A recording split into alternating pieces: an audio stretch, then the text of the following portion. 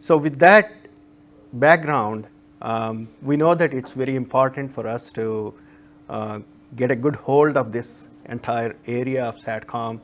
And in fact, the 5G itself is going into the space, right? All of you might have heard the term non-terrestrial network. So that's what Robert is going to show us in the afternoon. I'll just show a little bit, but I'm not going deeper into that.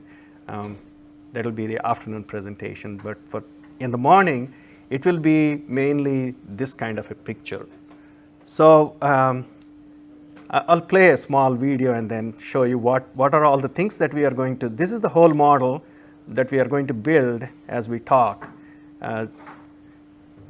So this is actually the workspace that's going to operate. We are going to see, and you might have seen this video if you have gone through our registration process. So what are the things that we are going to take into account? Let me pause here. I don't know if you can read this or not.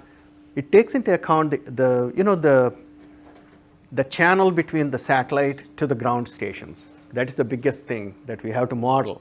So this tool is not a Keysight tool, by the way. It's a third-party tool. It's called STK. It's from a company called AGI, but AGI was bought recently by Ansys, if you are familiar with the company Ansys. So we have partnership with them, and then so this tool, our design tools run with these tools.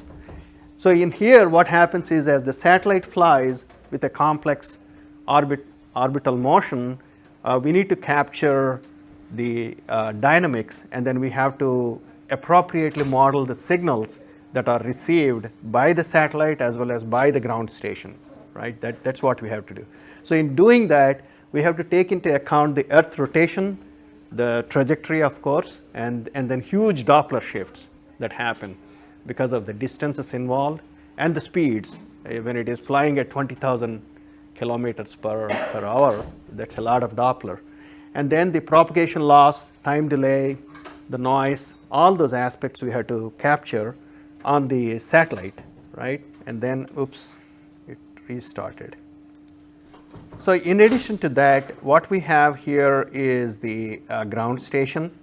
So what we have done in this particular, building this whole model, we place the ground station. What we are showing is actually what has happened in the space, right? Excepting that we are showing in the simulation. So the ground station was placed on Santa Rosa, which is our headquarters on California on the West Coast. And we placed another ground station here outside Philadelphia, the Exton, which is the headquarters of AGI. And when we say placed, they are real, actual lat-long coordinates. And then we place the ground stations. And then the satellite motion, the satellite itself is one of the LEO satellites that is flying as on now. So it's a LEO 41 that we picked up, and then we are going to build the whole story around this scenario. So when we come to the ground station, we have a lot of electronics on the ground station. Mainly the dish antenna and then the transmitter. We'll go through that, whatever the design tools we have on hand, and then how we are going to be able to make use of them. And then the ground station on the receiver side is close by here near Philadelphia. And then so as the satellite flies from West Coast to East Coast, these two will start tracking and then start communicating with the satellite. That's the whole story. While doing that, of course, we need other things as well. So here is the signal generation. So we need to be able to generate whatever signals we want to. As a matter of fact, SATCOM was having its own standards. For example, the digital video broadcasting DVB standard was there. The GNSS for the GPS was there. And then Starlink, they have actually created their own signals and then based on OFDM.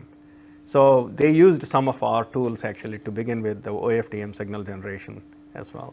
And then a ton of Keysight equipment for that. So all these things are already being used in the existing systems that are there. OneWeb, they use the same design tool that we have here. in building their satellites, so some of the payload, etc. And so while doing that, we have to account for accurate RF electronics, and then the phased array antennas, etc. So we have to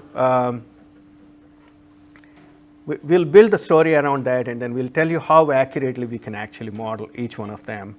And all right, so here is the big picture, very simplistic, right? As I said, we have the ground stations at the Keysight headquarters, and then this receiving ground station at the AGI. The satellite is a satellite, Intelsat 41, I think, a LeoSat 41 number. So what this AGI tool does is actually they have a monitoring room here, a very cool monitoring. They monitor all the satellites in the world as they are flying, and then they can track them. They have every single piece of information about their trajectory because they monitor them. Whether the satellites are flying due to inertial motion, or intentional motion by some countries are now trying to make them go in directions where they want. So the key point here is, as we have seen, building the system to shorten the cycles. To shorten the cycle, number one requirement is that we start with a design that you walk into the lab and then you put things together. What you predicted in the simulation modeling stage you should be able to measure that, right? That's the goal.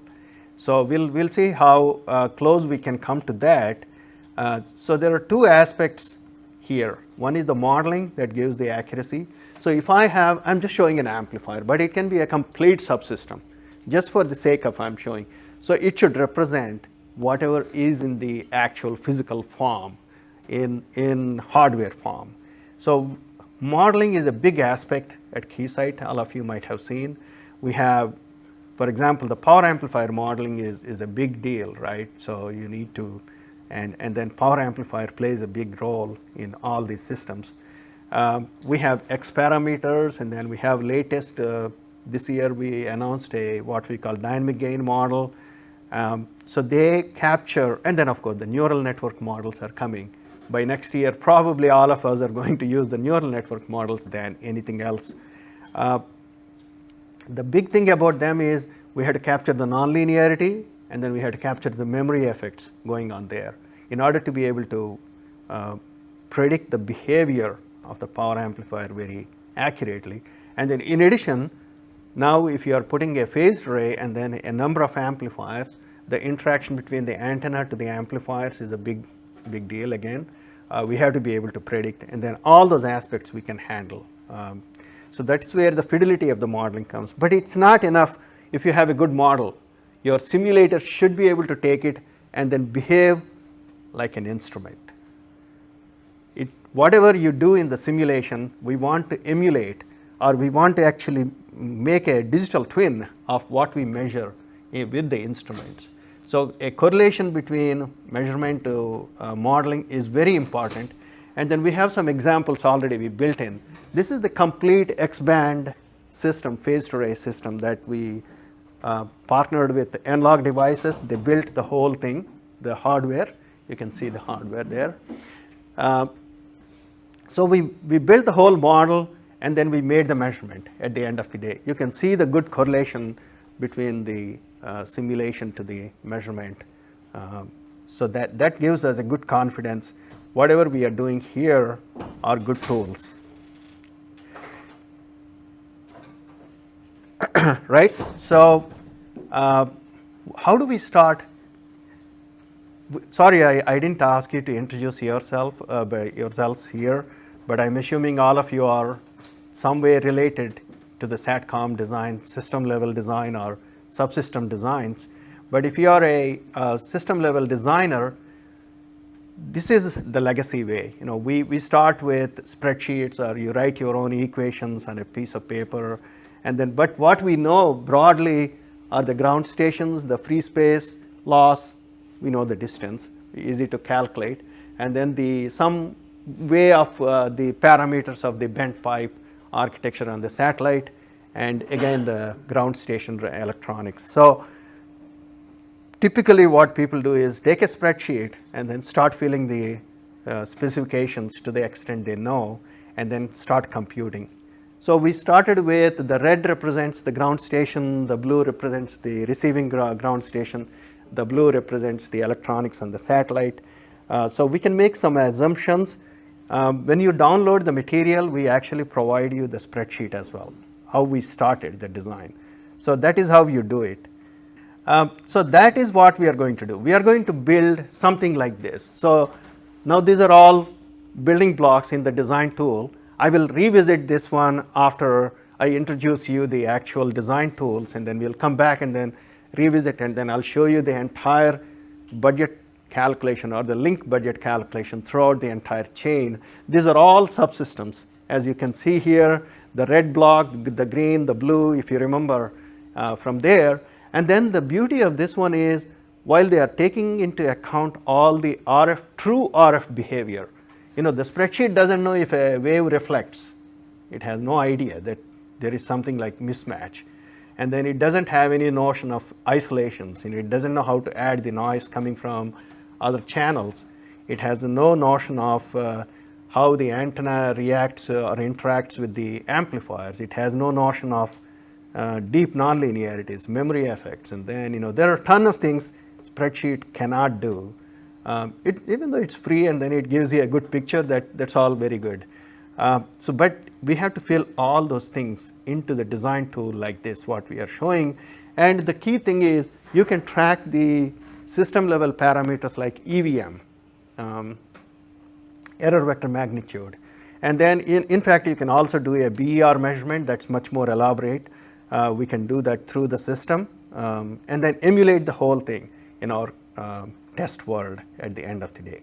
So MATLAB is not actually a separate entity. While building this whole model, there are 4 tools that are actually, there are multiple tools, but broadly MathWorks MATLAB is behind the scenes in some of the things that we do here.